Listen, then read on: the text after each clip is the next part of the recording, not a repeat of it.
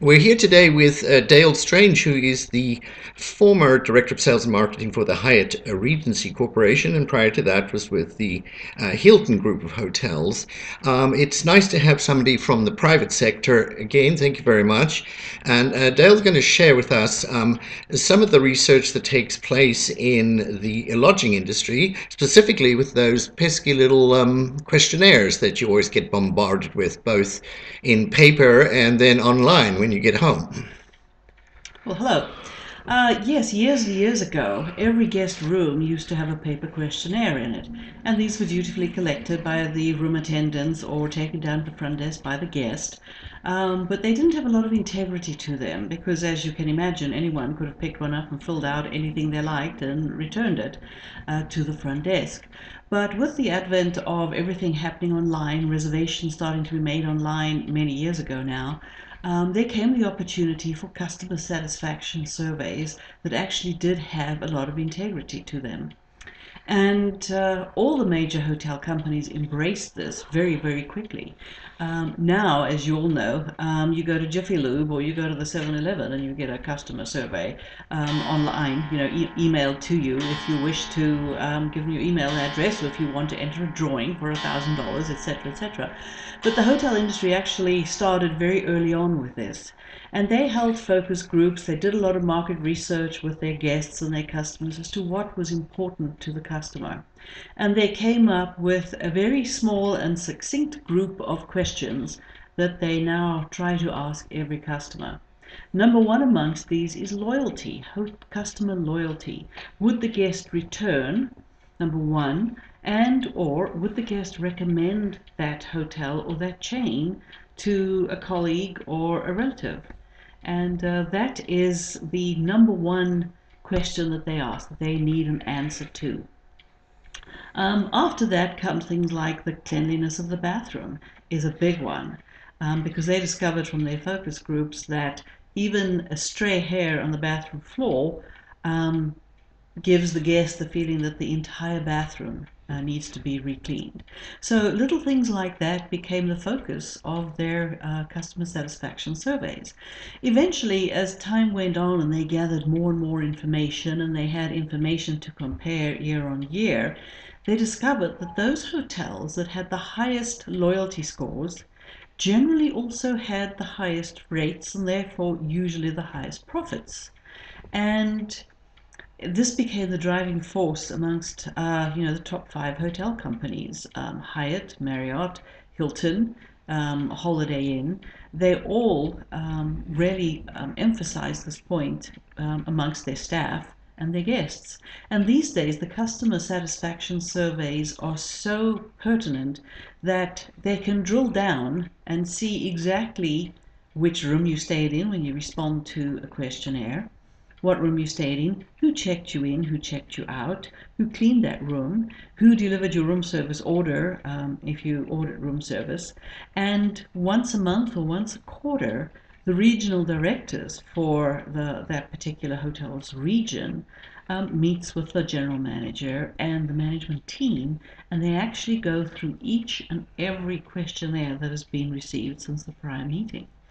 And everyone is put on the spot. Well, Miss So and so, front desk manager, this guest was not satisfied with their check-in. They had an issue. They didn't like the room they had, and they felt it wasn't handled appropriate by your desk clerk, so and so.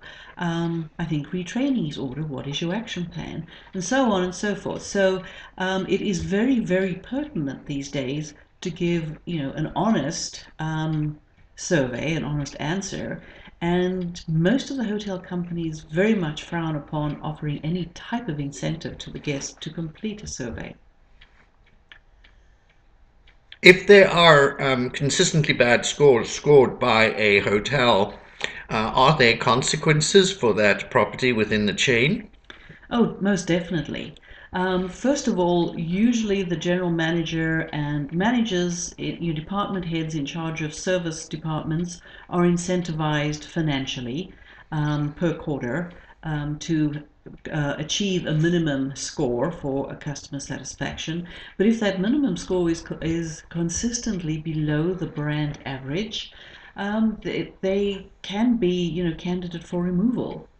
And should the management company, not the owning company, but the company running that particular hotel, not take heed of the brand's request, they can actually defranchise a property with sufficient notice.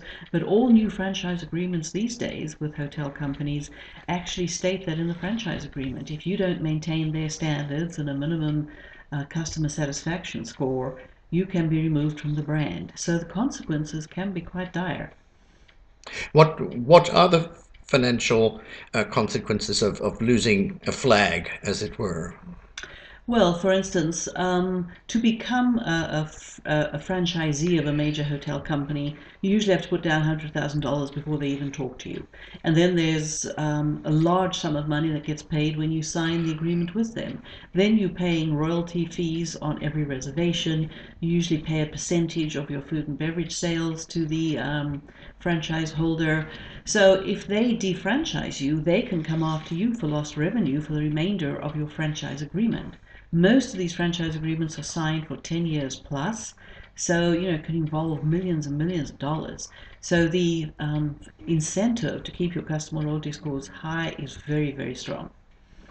In the 3 minutes or so that we have left, would you like to just touch a little bit on revenue management as to why a rate will go up 10 minutes after you've looked at it the first time?